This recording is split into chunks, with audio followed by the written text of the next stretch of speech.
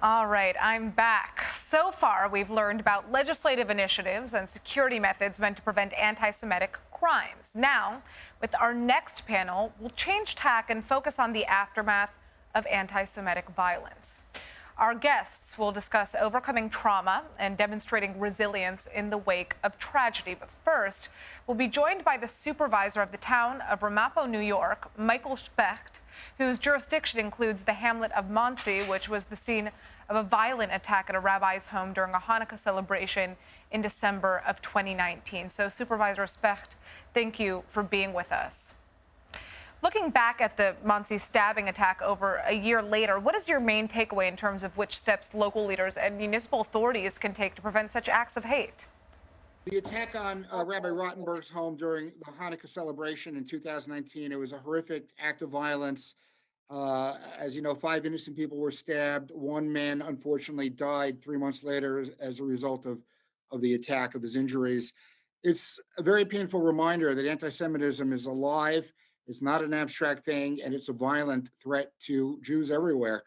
I think as municipal leaders, what we must do to prevent as best as we can such acts of hate is to speak out, condemn. Not It's easy to condemn a murderous attack. The challenge is to condemn the other acts of anti-Semitism and hatred that maybe paved the way for such an attack. Hate speech, stereotyping. We see on social media constantly the demonizing and stigmatizing of the Jewish community in many different ways. And unfortunately, it's become almost, I'd never want to say acceptable, but it's almost not surprising anymore to see it. And it's very sad. And I think the beginning of it is to realize that every act of verbal anti-Semitism, of othering any community, is what leads to the violent attacks that we've seen throughout history, and sadly too recently here. And we need to speak out together. We need to see that there's pressure brought on social media companies to police the content of what people are posting on their sites, whether it's Facebook, Twitter, Instagram.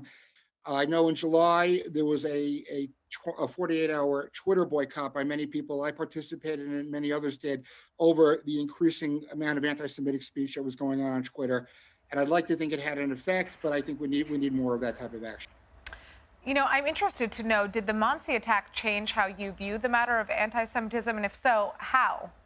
We've had, unfortunately, in our town and in our county, we've had undertones of anti-Semitism manifesting for a number of years.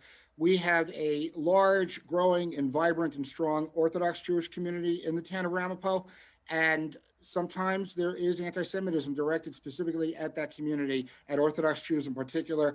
We've seen throughout the region in New York, New Jersey, other horrific attacks against the Orthodox community, whether in part it's because it's targeted at Orthodox Jews because they're different and there's a different level of hatred toward them, or whether some of it is simply people that are anti-Semitic and Orthodox Jews are the most obvious and visible targets as Jews. I can't say, but we've seen that increase.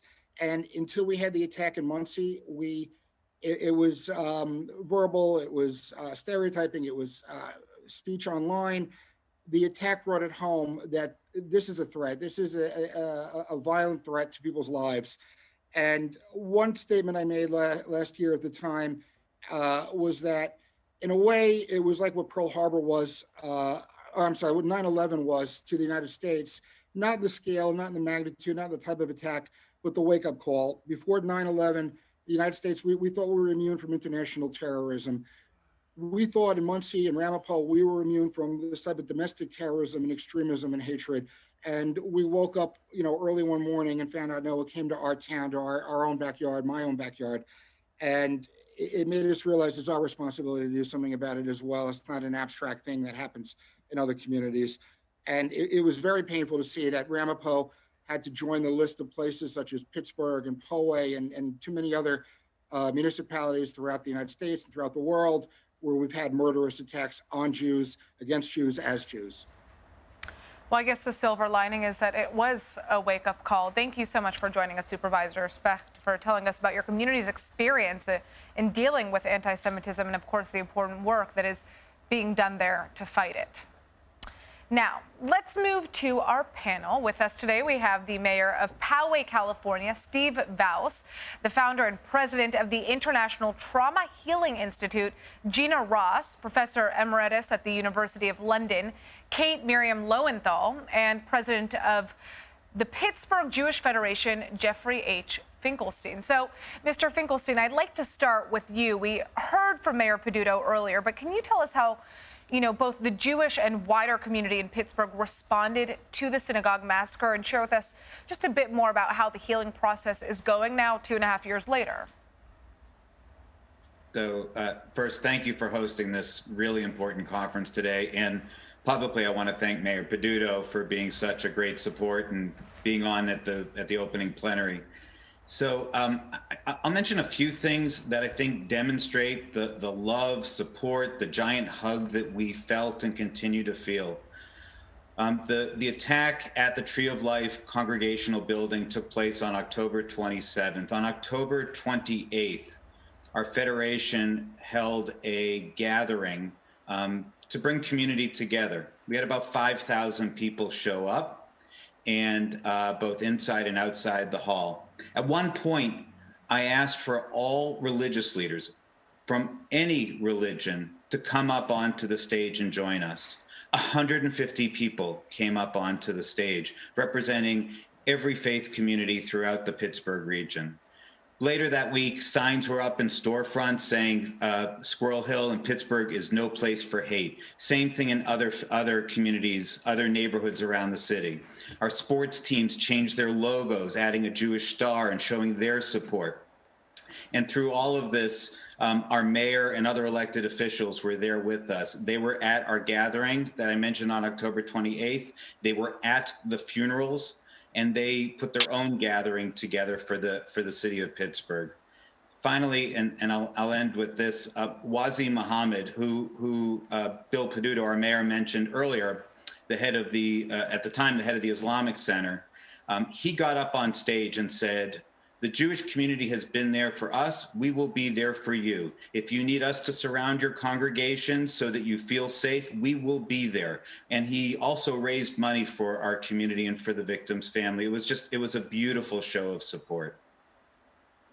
Well, it was such a tragic event, and I think that, the Pittsburgh attack is something that we all remember. I'd like to turn to you, Mayor Vaus.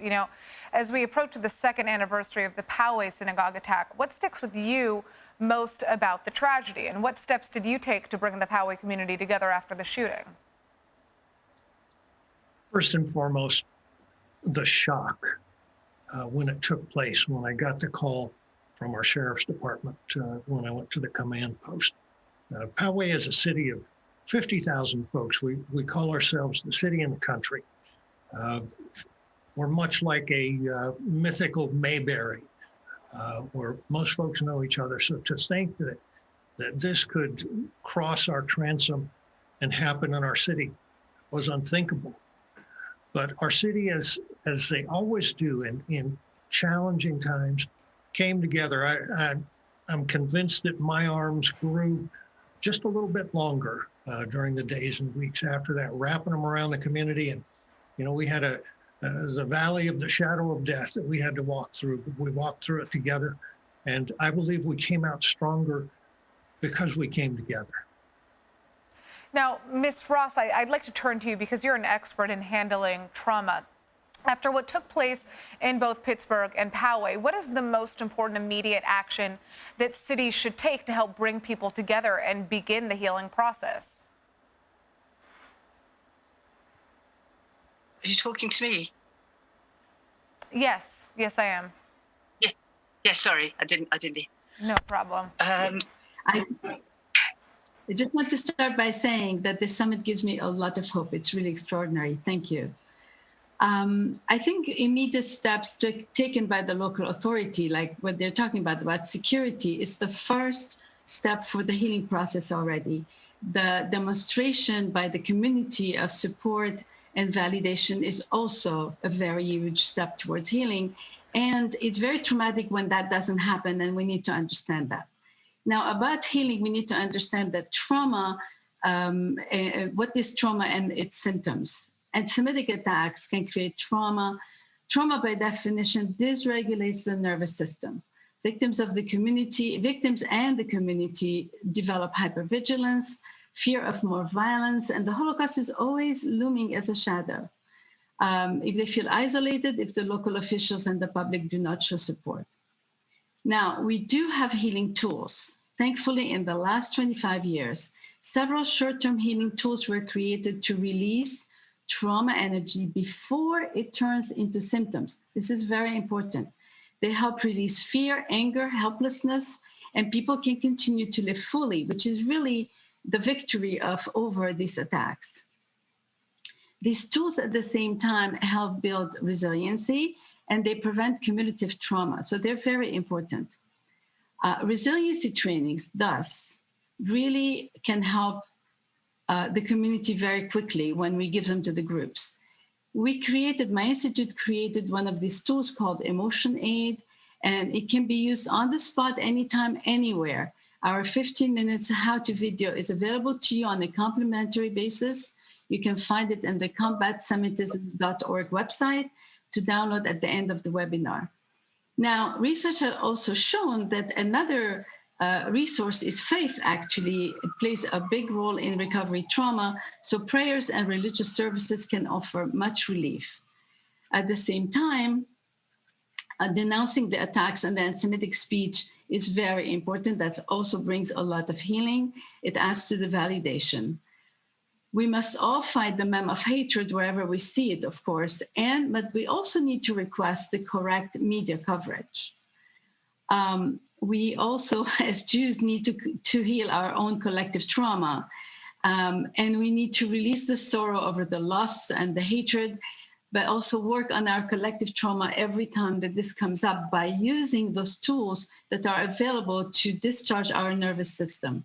We must remember we have resources to fight anti-Semitism that we have never had before, as you see it from the summit. This is quite extraordinary. The other point is that we need to unite as Jews. All denominations must unite against the common enemy.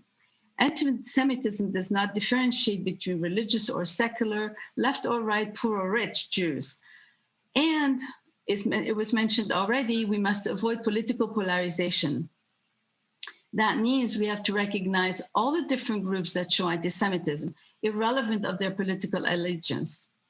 And finally, as it was mentioned too, we need to unite with other communities, especially communities that also are targeted for prejudice. And as Mayor Bill Peduta spoke so eloquently about it, when we unite with other targeted groups, we can create joint safety measures, educational efforts, and interfaith connections. And later on, I would like to talk about healing the collective trauma, actually, and not only the Jewish trauma. Well, emotional aid, it's something that you mentioned and is something that is so important for, I think, our viewers to understand as well here that, not all pain is physical, right? There are emotional traumas that need to be dealt with, and this is part of the fight against anti-Semitism. I'd like to ask you, Mr. Finkelstein, how local Jewish community leaders such as yourself collaborate with mayors and municipal governments in the fight against anti-Semitism. So thank you. I think you've seen that we're lucky to have strong leadership here in the city of Pittsburgh. I think that's the case here in Western Pennsylvania in our state as well. And we've worked really closely and have deep relationships with our government officials. They also have deep relationships with each of our Jewish institutions. I think there are a number of things that we've worked on and where I think we can do even more. So we have an interesting program where our Holocaust Center actually brings in new police recruits to teach them about the horrors of the Holocaust. It's a really powerful program. Be great to try to expand that to other government officials because people in leadership roles have a chance to spread a very strong anti-Semitic and anti-hate message. I think something that's come up a number of times here is about working in coalitions to fight all forms of hatred. that, here in Pittsburgh, we obviously are working to fight anti-Semitism, but we're working to fight all forms of hatred in partnership, in collaboration with other ethnic, religious, and diverse communities throughout our region. And I think when we do that, we amplify this message that anti-Semitism, as well as all forms of hate, are not welcome in our city. And I think there's a role for our elected officials to help bring us all together to collaborate in such a way. Mayor Baus, based on Poway's experience, what do you think is the most important lesson that other cities should take into account as they seek to prevent similar attacks? I wish I could sit here and say that there's a magic wand that you can wave to prevent attacks. Just a few weeks before the attack at the Chabad of Poway, our law enforcement community hosted an active shooter training for that synagogue. It's something we do as a matter of course for all of our houses of worship. There's no stopping it, except I think the hope lies in the world as a society becoming less tribal. We focus so much on our differences between one another. I think we need to focus on our commonalities. We have to recognize each other as being created equally in the eyes of God. And, we see these deep divisions on social media, in the mainstream media, and somehow we need to scale that back. That's going to give us our best hope for decreasing the incidence of hatred showing up in a violent way, whether it's anti-Semitism or racial violence. We need to find a way to come together more effectively. Ms. Ross, in your experience, how long does communal healing take in the wake of a violent tragedy?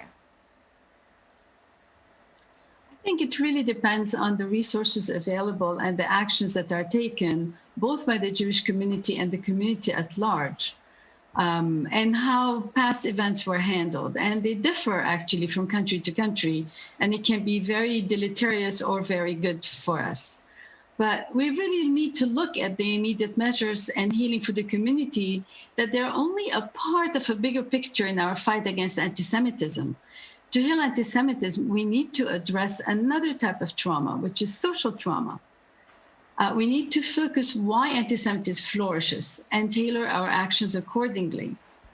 So we see that the rise of anti-Semitism indicates trouble in the groups and the cultures where it grows. People whose needs are not being met feel despair and anger and are unable to handle uncertain, difficult, changing times. We need to look at the universal basic needs. We all have them in common. But when they're met, people feel stable. When they're unmet, people are destabilized. When their nervous system becomes deregulated, differences with others become threatening to the sense of identity. And when people feel alienated and disconnected, they begin to look for scapegoats to blame for their situations, project onto others their troubled feelings, demonize them. They now view violence as self-defense against their threatened identity. The other may be any group that is different and makes a useful target. However, anti-Semitism is the easiest address to go to in times of trouble.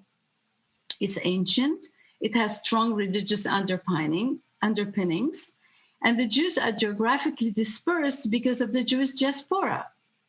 So anti-Semitism has even become a viral meme for anything gone wrong, any offense, anywhere in the world, even in places with no Jews. So we must recognize the many categories of anti-Semites if we want to be able to deal with them.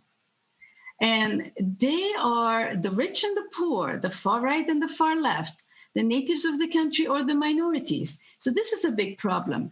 That means I see now anti-Semitism, the fight against anti-Semitism is actually the struggle to bring humanity to a better place altogether by understanding what derails people, what takes them into that. So we have in my institute, we have designed a model that takes healing collective trauma at the collective level, at the national level. And we identified 10 social sectors that can help us do it. Now, 7 of them actually operate at the local level, and they can be the mechanism to introduce these programs and tools against hatred and for emotional regulation into society. So elements like the fire department, the police, the first responders, the schools and universities, the hospital and the medical field in general, the clergy and the media, the local clergy. By taking this information of trauma and self-regulation into these existing social institutions that are already trusted, and if the programs then are incorporated into the existing budgets and become part of the basic trainings, not an external training, it will be extremely helpful to change how society is operating. I describe the complete programs that we have in my article, which is on the website also.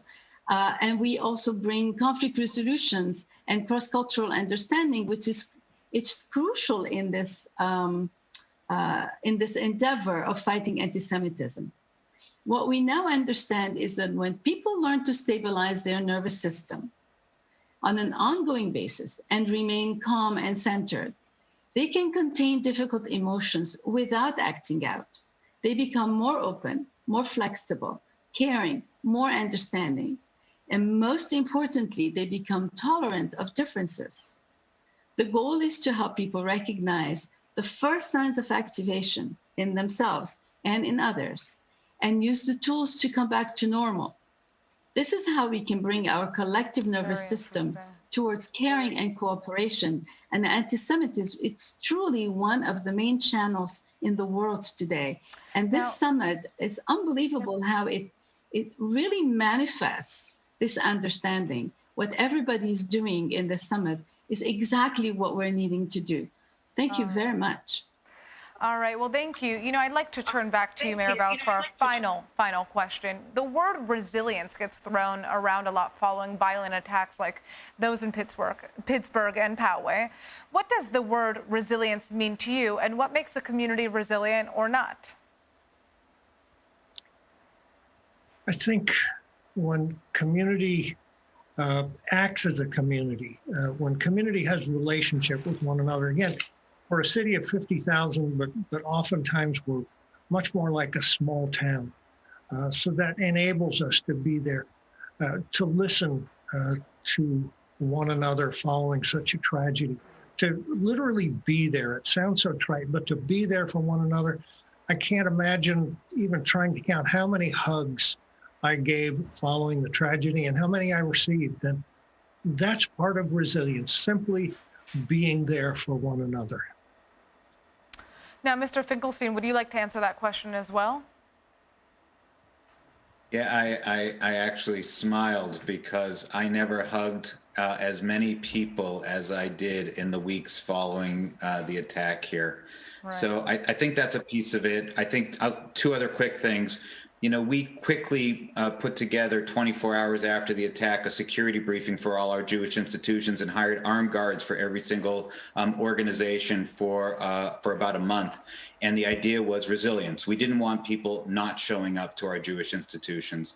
And long term, we established here in Pittsburgh the 1027 Healing Partnership, our resiliency center. This is something that happens in the United States after a mass casualty event of 5 or more people, funded mostly by the federal government. And it's been here trying to help people. I would add, here in Pittsburgh, remember, when it comes to resilience, we went from an attack, as did in Poway, right into a pandemic. So it's been a nonstop cycle for about 2.5 years, and keeping people resilient and making sure that their mental health is as strong as can be has been a real priority in our community. Well, you know, I'd like to thank you all for this riveting discussion. It's really inspiring to hear about how cities just like Pittsburgh and Poway have dealt with tragedy and emerged as even stronger communities. I can see that everybody on this panel is working very, very hard to help recover. And